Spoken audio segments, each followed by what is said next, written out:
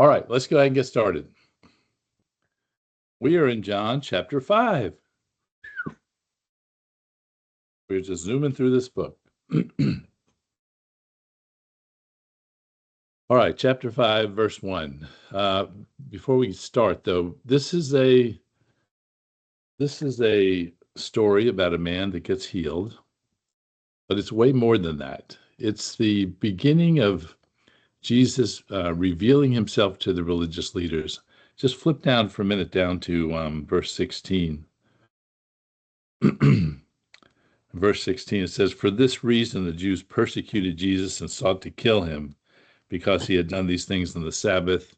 And then verse 18, "Therefore the Jews sought all the more to kill him, because he not only broke the Sabbath, but he also said that God was his Father, making himself equal with God."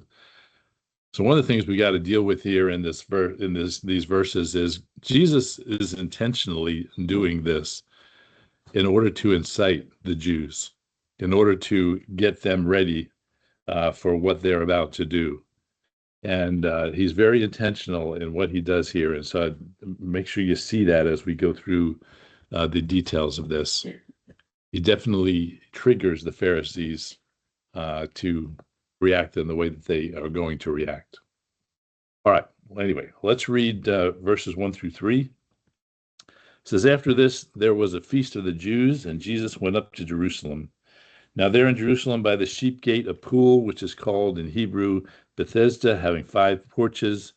In these lay a great multitude of people, blind, lame, paralyzed." Let's just start there. So after this, right after all that he has just talked about, he's gone to Samaria, he's gone up to Galilee. Now he's going back to Jerusalem. And, you know, when they say they go up to Jerusalem, right, it's because it's on the top of a hill mountain. And so you always go up to Jerusalem, no matter where you are. So they're going up to Jerusalem for a feast. It's not clear exactly what feast this is. Some people speculate that it's Passover, again, that it's been a year since the last Passover. All the things we've talked about in chapter 4 have occurred in a year, over the time of a year, and now it's the next Passover. It could just be another special feast. Honestly, it doesn't matter to us what it is. But the point is there were several feasts during the year when most of the men were expected to go back to Jerusalem, and this is one of those feasts, and they're all returning then to Jerusalem. So not only Jesus, not only his disciples, but all the men are going from Galilee to Judea. The one thing interesting in this verse is that after this, there was a feast in the Jews, and Jesus went up to Jerusalem. Now there is in Jerusalem by the sheep gate a pool, which is called in Hebrew Bethesda, having 5 porches. The interesting thing in that verse is the word "is." When was the Gospel of John written? Anybody know? 60 to 80 years after Jesus. Say it again. I can't hear you. In the 80s, 70s. In the 80s or 90s, perhaps. Oh, okay. Right? Very late. When was the temple destroyed? 30s. 70, 80. In the 70s, right? The 70s or 80s. So it's very likely, it's very true that by the time John has written his gospel, the temple has been destroyed. So why is he saying is? Why is he saying that the sheep gate, the pool is there and it is there if it has probably been destroyed by this time? He's just speaking in the present of the day of Jesus. I don't know. I think there's a recent discovery of the pool that's still intact, and I think that's been in the recent few years of archaeology that they found that pool. Yeah, so I think both of those are good reasons. He could just be speaking kind of in the present / past tense. It may be that this pool is still there when they destroy the temple. The pool is actually outside the temple, and it could very well still be there at the time when he is speaking about it, or it could be it could be in ruins, but it could still be there. But anyway, it's just interesting. And it just reminds us again when this was written. This is written late. This is written after the temple is destroyed. This is also written after most of the disciples have been martyred. That's going to become important as we talk a little bit later. But after most of the disciples have been martyred, this is John's giving this gospel very late after many of these things have occurred. All right, so he's at this pool. He's at this pool called Bethesda, having 5 porches. In these lay a great multitude of sick people, blind, lame, paralyzed. Now I got to ask this question. How many of you do not have a verse 4? I don't. Oh, weird. I do. I have Some, so this is interesting, right? Some of you have a verse 4, some of you do not have a verse 4.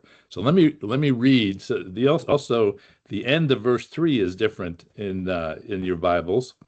Here, let me read to you I have both of them. It says, so verse 3 says, in these lay a great multitude of sick people, blind, lame, paralyzed, waiting for the moving of the water. For an angel went down at a certain time into the pool and stirred up the water.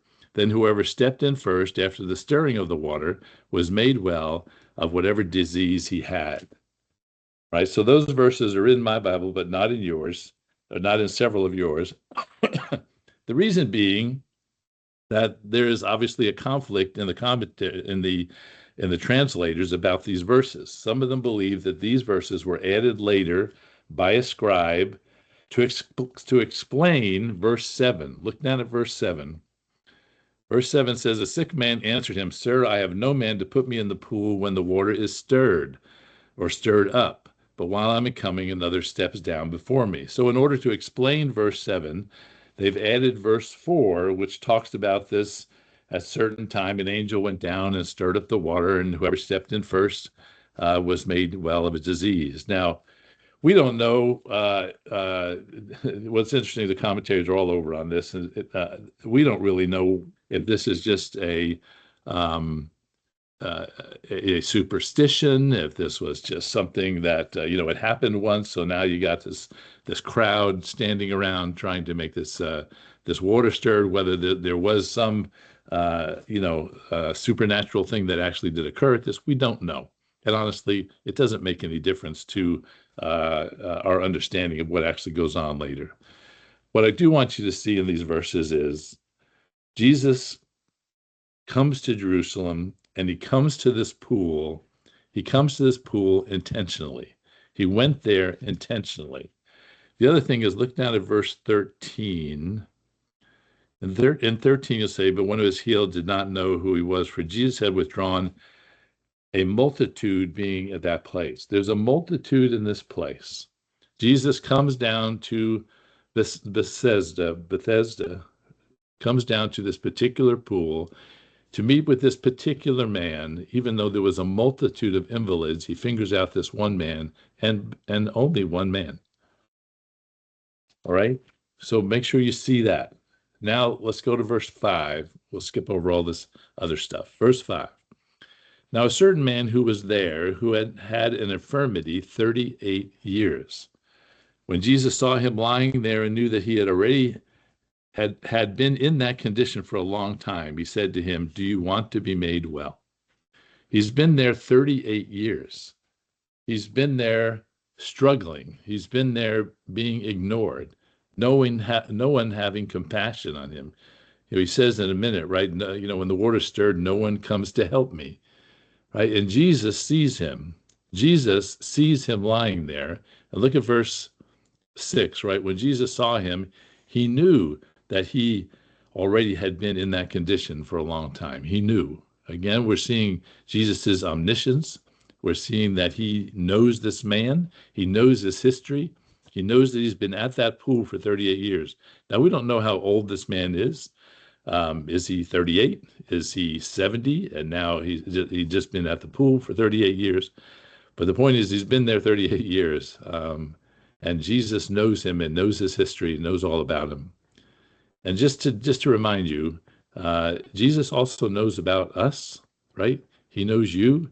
He knows every thought. He knows every feeling, every word. He knows your history. He knows your current situation. He knows your failures, your desires, your needs, your hopes. One of the commentaries, and I thought it was an interesting statement, said, you ought to talk to Jesus about that. You ought to talk to Jesus about what he knows about you, about his knowledge of all of your history, about his knowledge of all that you are. You ought to have a conversation with him about that. I just thought that was a powerful thing to think about doing. Oh, anyway, verse 6, he said to him, do you want to be made well?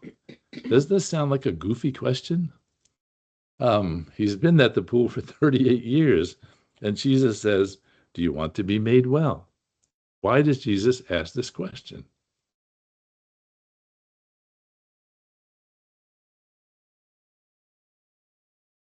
Start the conversation. Kind of a conversation starter? Why does he ask this question?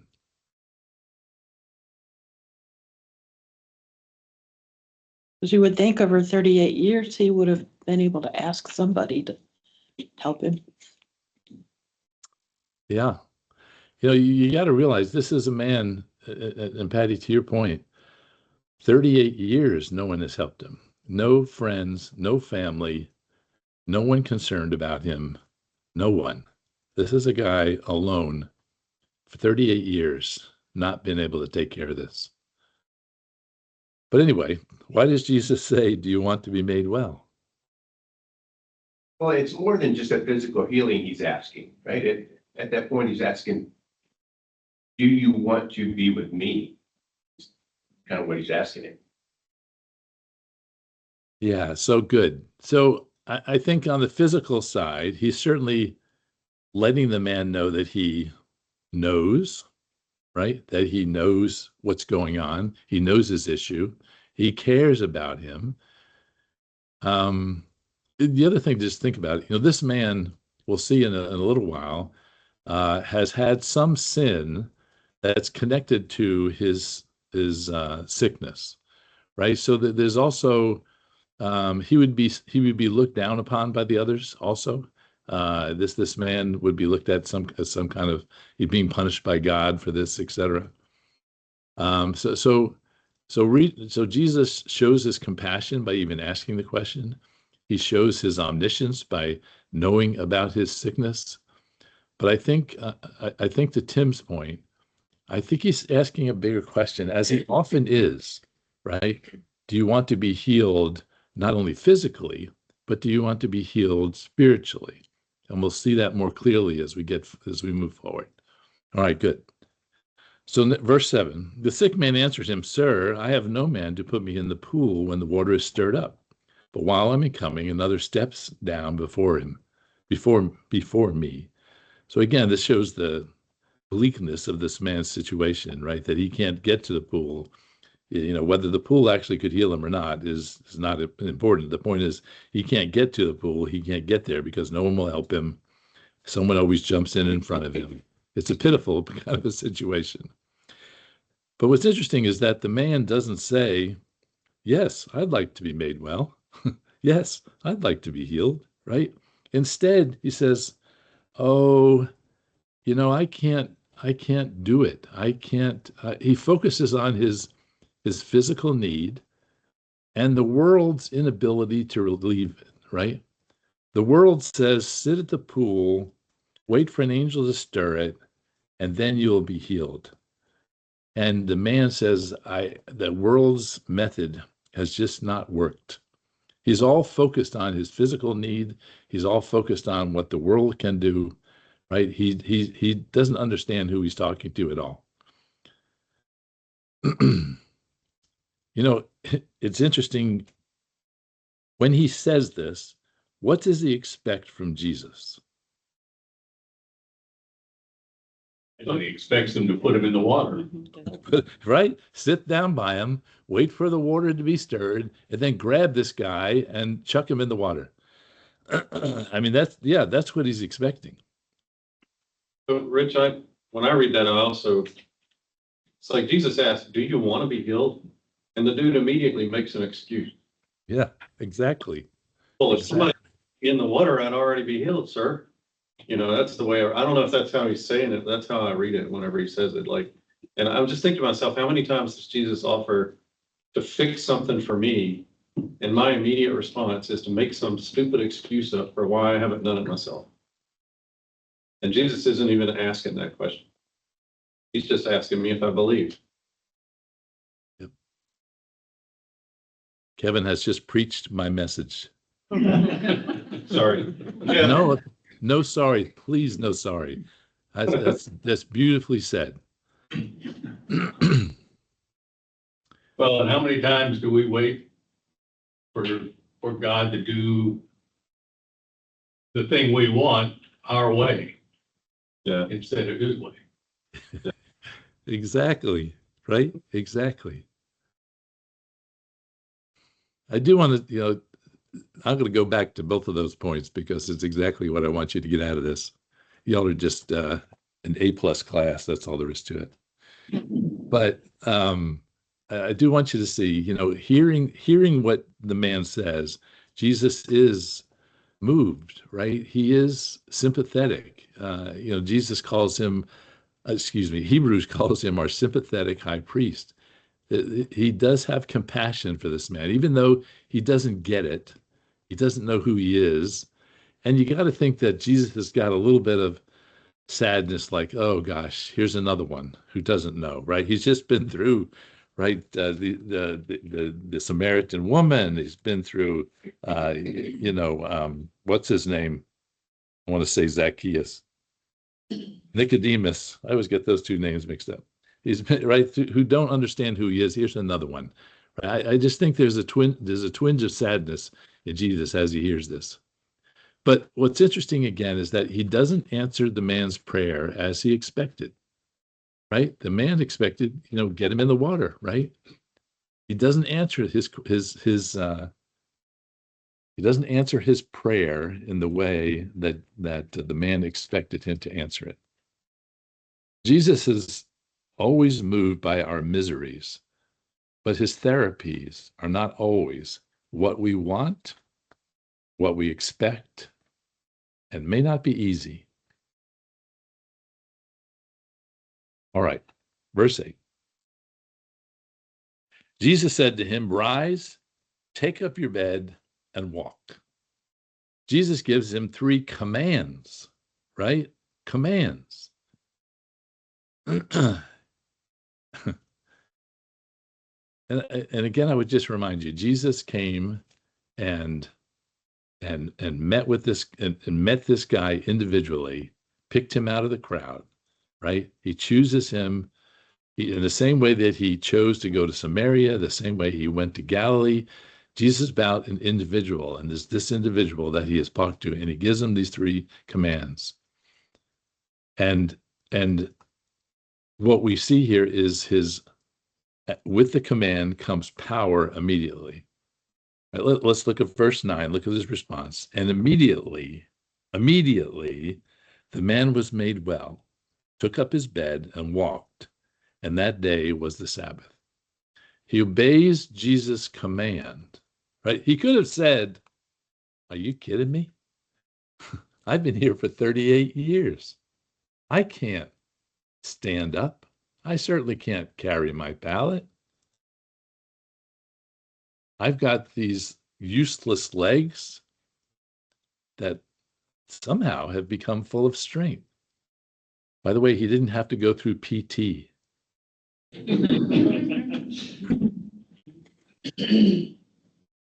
The man showed no faith before he was healed. He did not know who Jesus was. The miracle is not about the man's faith. The miracle is about the man's obedience. Jesus tells us to do something. When we obey, then he gives us the power to do it. And that grows our faith. Let me say that again. That's an important statement. Jesus tells us to do something. When we obey, he then gives us the power to do it. And that grows our faith. It's not the other way around, right? He doesn't give us the power. Oh, okay, I now have the power. I can now obey. No, the man had to stand up, not knowing whether he was going to fall down or not. He had to obey the command. Stand up, take up your pallet. Jesus tells us to do something. When we obey him, he gives us the power to do it. And that grows our faith for the next time. The healing did not require his faith. The obedience did. He trusted Jesus. He trusted Jesus. I believe this is when this man is born again. I believe this is when this man is saved. When he trusts, when he obeys, he somehow understands who Jesus is, obeys him, and trusts him at this point. Any comments on this before we go to the next important point? I just think this is a really important thing for us, right? When Jesus tells us to do something, when we obey, he gives us the power to do it. And that grows our faith. That to me is important. That's how we grow our faith. That's how we become more dependent upon him. That's how we become more like him, being obedient to what he tells us already to do. Okay. I'm just going to assume that you got that one. So I'm trying to hit you over the head with a hammer on it. All right, next it says in verse 9, and that day was the Sabbath. This is one of the key points of this miracle, that it was done on the Sabbath. Jesus could have done it any other day. He could have waited. The guy's been there 38 years. He didn't have to do it today. He does it today intentionally because it was the Sabbath. You know, didn't Jesus know that carrying his bed would rattle the Jews? Yes, he did. If you remember also, there's another miracle in Luke where a man had a withered hand, and Jesus asked him to stretch out his hand, and his hand was healed. And he did that on the Sabbath. And again, the Jews were enraged by it. Jesus brought about this Sabbath confrontation. He's attacking the Pharisees at the heart of their illegitimate system. The conflict is designed by Jesus to happen. I just want you to see that. All right, verse 10. You aren't asking questions, so I'm just keeping going. Verse 10. The Jews therefore said to him, who was cured? Said to him who was cured, it is the Sabbath. It is not lawful for you to carry your bed. What a bunch of dinglings, right? They're completely ignoring that a miracle just happened. They're totally focused on their own prejudice, their own narrow view of God, narrow view of his power, and they just ignored the miracle. It's about the Sabbath. You're doing it on the Sabbath. Kevin, to go back to your point, I think this is the blindness, right? Even when he does a miracle, we don't see it because it didn't happen the way we expected. It happened on the Sabbath. He did it in the wrong way. God, you did it in the wrong way. You did this miracle in the wrong way. That's the Jews, and I'm afraid it's also us. Our own prejudices get in the way of us actually seeing God work. Verse 11, he answered them, he who made me well said to me, take up your bed and walk. So this is the man's response. He says, I don't know who it was. I'm not sure who he is, but he made me well and told me to take up my bed and walk. So I'm listening to him. He's obviously from God. And if he is from God and God tells me to take up my bed and walk, I don't care what day it is. I'm taking up my bed and walk. I don't care what your rule and your prejudice is. If God says, take up your bed and walk, I'm taking up my bed and walking. He has the authority to tell me what to do because he has shown me his power. He has shown me who he is. Verse 12. Then they asked him, who is the man who said to you, take up your bed and walk? Who is this guy? Again, they don't have a clue. Verse 13, but the one who was healed did not know who he was, for Jesus had withdrawn, a multitude being in that place. So the man is healed, and Jesus withdraws. Why does Jesus withdraw? Why does Jesus leave? Miracle stays in the focus. I'm sorry, say it again. Miracle stays as the focus. Make it a bigger sentence, CT. So they concentrate on the guy who had the miracle, as opposed to, so they actually see that the miracle is what's going on here, not him performing the miracle. He's trying to keep I don't know. I think that goes to what we were talking about last week, where when Jesus was welcomed back to Galilee, he was welcomed because he was doing miracles. And they wanted the miracle worker. They didn't want Jesus. They didn't want him and what he was really providing, which was eternal life.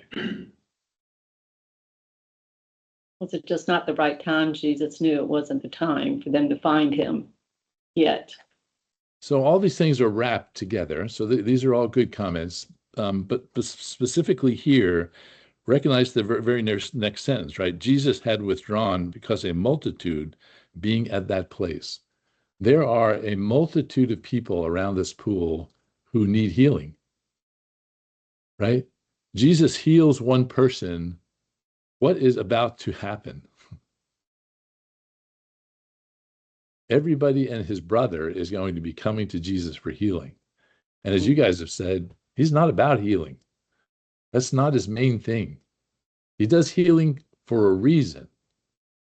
So he withdraws before he's attacked by these multitude of people to get healed, because he's not about the healing. He leaves. He exits. He slips away. The Greek actually uses a word that indicates that he slipped away. He conveyed himself. He disappeared through the crowd, as we've talked about also. But he avoided the crowd. He avoided the tumult, if you will, that might ensue. All right, let's keep going in the story, though. Verse 14. Afterward, Jesus found him in the temple and said to him, see, you have been made well. Sin no more, lest a worse thing come upon you. Jesus finds the man in the temple. Why did the man go to the temple?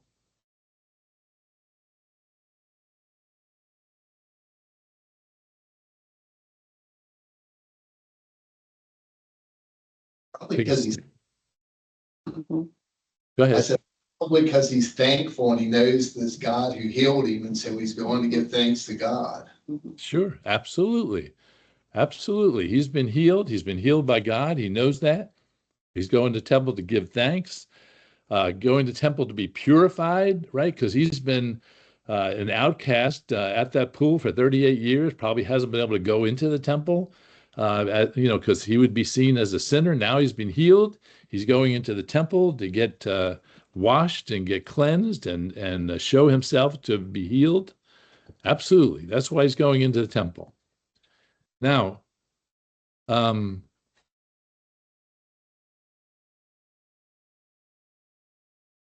okay? Okay. All right. Now, next statement. Sorry, we got a little sidetracked there. Afterwards, Jesus found him in the temple and says, see, you have been made well. Sin no more, lest a worse thing come upon you. This indicates that his 38-year illness was somehow connected to sin. Now, we know that illness is not always connected to sin, but we also know that illness sometimes is connected to sin, right? You remember the story later on where it talks about the man that's born blind, and the people say, well, what did he do? How did he sin, or how did his parents sin? And Jesus said, oh, this man was not born blind because of sin. It's so that God can be glorified, right? So sickness, illness is not always connected to sin, but Jesus is making the connection here with this one, that this one is connected to sin. And he's saying to him, sin no more. Be not any more a sinner. He had been one, and he's saying, do not be one. Now listen, even if you have trouble with that, you say, well, this man, we don't know whether the sin is actually connected to his illness or not. We can certainly agree that the man without knowing Christ is a sinner in general, right? And so at the very least, he's just saying, sin no more. Stop being a sinner. Stop being a sinner, lest a worse thing come upon you. There's something worse than 38 years of helplessness. There's something worse than 38 years of sitting by the pool. Stop your sinning, lest a worse thing come upon you. By the way, what's the worst thing? What's the worst? I'm sorry? Separation from God. Yeah, right? Separation from God. Hell, right? You could, stop sinning or hell. The issue with this man is not about a healing. It's about his holiness. He says, I made you well. Now stop sinning. I gave you a gift of healing. Now stop sinning. Know me. Take this power for yourself. He's also warning him not to make an idol of his health, right? It's all about the healing. Look how amazing this healing. Look, I'm healed, blah, blah, blah, blah. No, it's not about the healing. It's about the healer. It's about him. It's about your relationship with him. It's you understanding who he is. I've healed you that you can stop being evil so that you will not perish. The other thing, he heals one in the multitude. He finds him. He tells him this was not about healing and rather about holiness, a la sin.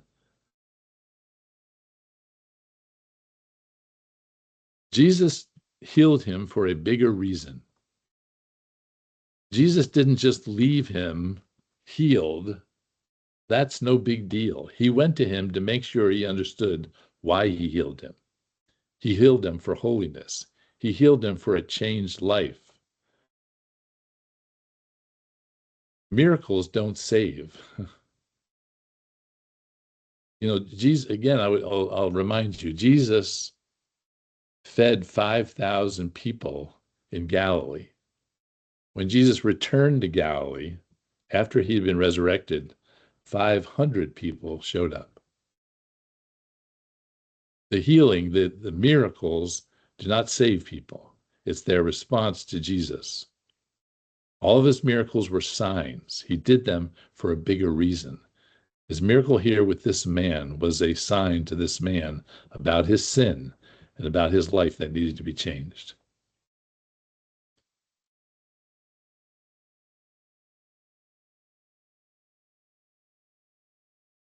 Verse 15. The man departed and told the Jews that it was Jesus who made him well. The man told the Jews. Now, I got to tell you, this is funny. In the commentaries, some of the people are very upset with this man because he told on Jesus. Right? The Jews had said, who did this to you? Who healed you on the Sabbath? And here now the man is telling it was Jesus who did it, right? Oh, he's turning him in to the Jews. I don't think that's what's going on at all. I think this is this man giving his testimony. This is this man saying, it's Jesus who made me well. It's Jesus who did this. I've now figured out that it was Jesus. He's giving his testimony. He's thinking, once they figure out who it is, they'll go worship him just like me. He's not realizing the ominous impact of the Jews and what they had in mind. I think he's simply giving his testimony, just like the Samaritan woman did, just like the Herodian did. He has been healed. He has understood who Jesus is, and he's given his testimony. Now, verse 16. For this reason, the Jews persecuted Jesus and sought to kill him because he had done these things on the Sabbath. He was messing up their system. He was messing up their understanding of the Sabbath. Now, we're actually going to stop here, but I want to kind of introduce kind of where we're going by reading verse 17. It says, but Jesus answered them, my Father has been working until now, and I have been working. So what Jesus does in verse 17 to the end of the chapter, instead of him arguing with them about the Sabbath and what can you do in the Sabbath, what can you not do in the Sabbath, he changes the whole conversation about who am I? Who am I, Jesus, who is speaking to you? And he starts talking about his Father. And in doing so, again, then verse 18 comes up, and he's equating himself with God, and he just makes the Jews more and more angry.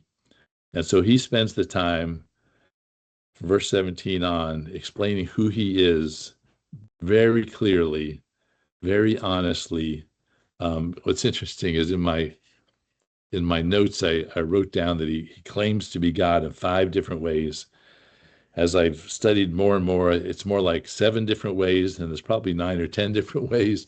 He just over and over and over again tells them that he is God, he is deity, he is different from them, he is their Messiah, and they still don't get it. But his emphasis is on explaining who he is, not trying to have a discussion with them about the Sabbath and what is the Sabbath and what can you do with the Sabbath. But this, because the crux of the gospel is knowing who Jesus is. The people who understand who Jesus is, those are the ones who can get saved. You got to understand who he is, and he's spending the time here to tell them who he is. He could have had a discussion about the Sabbath, but he didn't.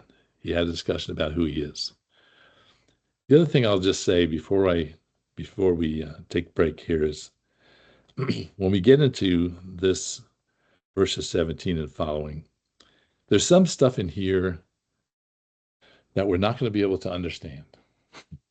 He's going to say some things that don't make any sense because it goes beyond human reasoning, what he is saying. And I've said this before, you got to be okay with that.